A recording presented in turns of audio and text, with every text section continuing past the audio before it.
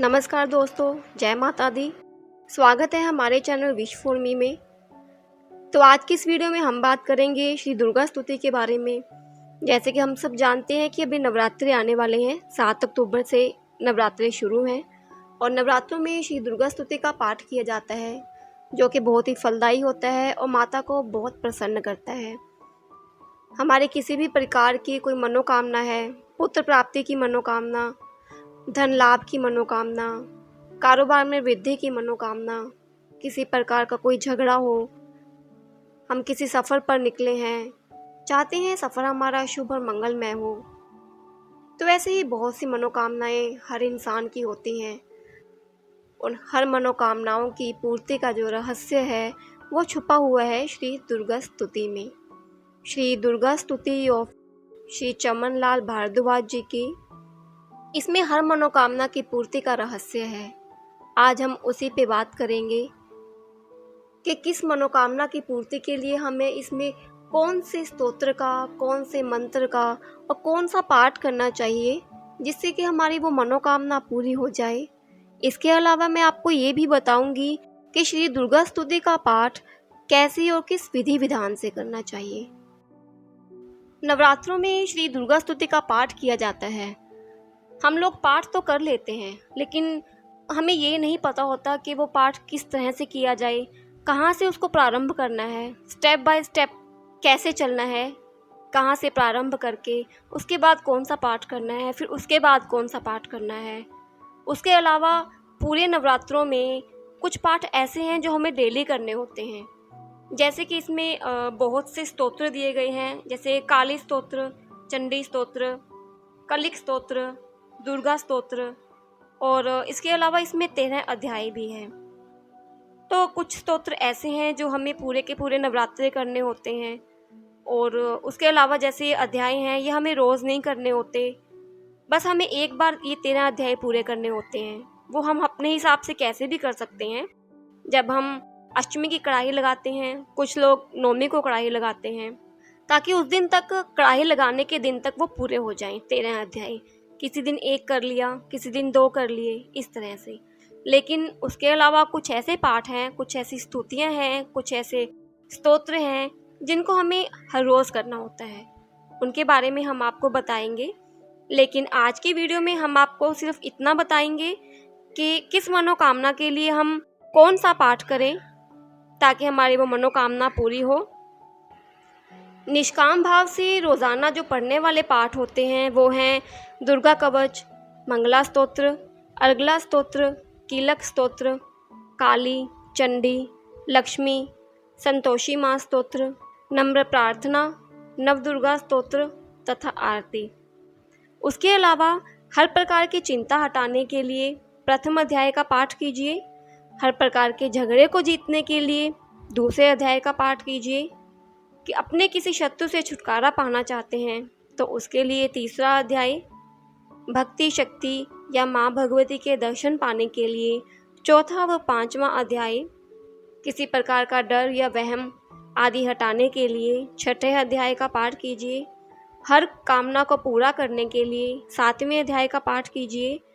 कोई अगर आपसे बहुत दूर चला गया है और उससे मिलना नहीं हो पा रहा, तो उसके लिए आप 8वें अध्याय का पाठ कीजिए। गुमशुदा की तलाश के लिए हर प्रकार की कामना, जैसे पुत्र आदि की प्राप्ति के लिए 9वें व 10वें अध्याय का पाठ कीजिए।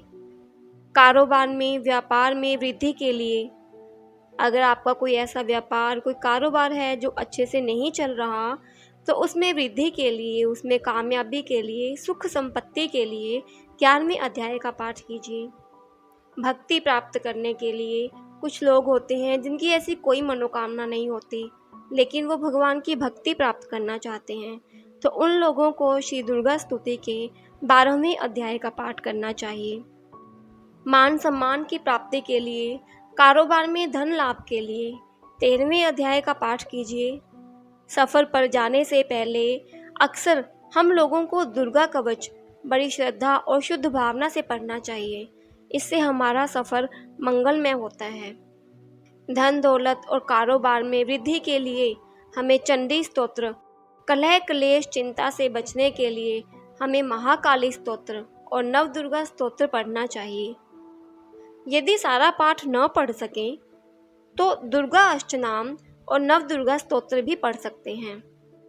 लेकिन इतना ध्यान रखना चाहिए कि पाठ के समय गंगा जल या किसी कुएं का जल अपने साथ रखें, शुद्ध आसन बिछाकर बैठें, घी की जोत या सुगंधित धूप जलाएं। पाठ के बाद चरणामृत को पी लें और अपने मस्तक, आंखें और अंगों को स्पर्श करें। मंगलवार को कन्या पूजन करें और जो कन्या है वो 7 वर्ष की आयु से कम ही होनी चाहिए। मनोकामना की पूर्ति के लिए जो आप ये अलग अलग अध्याय का पाठ करते हैं, इनको आप पूरे नवरात्रों में हर रोज़ करना है इसका पाठ। ऐसा नहीं कि नवरात्रों में मतलब एक ही दिन करना है, नहीं। जितने नवरात्रे आप रखते हैं या नहीं भी रखते हैं, नवरात्रों में अपनी किसी मनोकामना के लिए आप जिस अध्याय का पाठ करना चाहते हैं उसको हर रोज़ करना है। और श्री दुर्गा स्तुति का पाठ बहुत ही विधि विधान से करना चाहिए। जैसे आप ब्रह्म मुहूर्त में उठेंगे तो उठते समय सबसे पहले जय जगदम्बे जय जय अम्बे, जय जगदम्बे जय जय अम्बे, जय जगदम्बे जय जय अम्बे, ऐसे 11 बार अपने मुंह से जाप करें। शौच आदि से निवृत्त होकर स्नान करके स्वच्छ वस्त्र पहने और कोई भी लाल रुमाल या लाल कपड़ा अपने कंधे पर रखकर फिर पाठ करें। अपने दाएं कलाई पे मौली बंधवा लें या खुद बांध सकते हैं। आसन पर चौकड़ी लगाकर हाथ जोड़कर बैठ जाएं और माँ से प्रार्थना भी करें। भगवती माँ के सामने घी की जोत जलाकर ही पाठ का प्रारंभ करना है। तो आज की इस वीडियो में इतना ही कि अपनी कौन सी मनोकामना की पूर्ति के लिए हमें कौन सा अध्याय पढ़ें और श्री दुर्गा स्तुति का जो पाठ है हमें किस विधि से करना चाहिए। अगली वीडियो में हम आपको बताएंगे कि श्री दुर्गा स्तुति का पाठ कहाँ से प्रारंभ करना है और स्टेप बाय स्टेप कैसे आगे चलना है। और कुछ ऐसी चीज़ें हैं, कुछ ऐसे स्तोत्र हैं, कुछ ऐसे पाठ हैं जिनको पूरे नवरात्रों में हर रोज़ करना है, वो हम आपको अगली वीडियो में बताएंगे। अगर आपको कोई बात समझ नहीं आई हो या आप कुछ पूछना चाहते हो तो आप मुझे कमेंट बॉक्स में लिखकर पूछ सकते हैं। तो मिलते हैं अगली वीडियो में। धन्यवाद। जय माता दी।